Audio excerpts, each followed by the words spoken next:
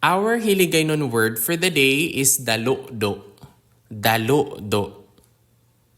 The Hiligaynon word dalo-do means the first swelling or a raising of a river coming downstream by a heavy rain. First, on rush of a flood or freshet. It also the crest of the flood. It also means to swell, rise, or become flooded, especially for rivers, etc. Dalo-do. Dalo-do. Here are our example sentences for the Hiligaynon word dalo-do. Nagadalo-do ang suba. The river is rising. Nagadalo-do ang suba. Dali ka mo sa pagtabok kay may dalo-do sa ilaya. Be quick in crossing for there is a flood coming down from further up the river.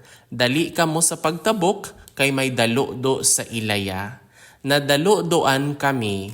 We were overtaken by the flood. Nadalo-doan kami. And that is all about our Hiligaynon word for the day, dalo-do. Dalo-do. Madamo gid nga salamat. Thank you very much and see you in the next one. Bye!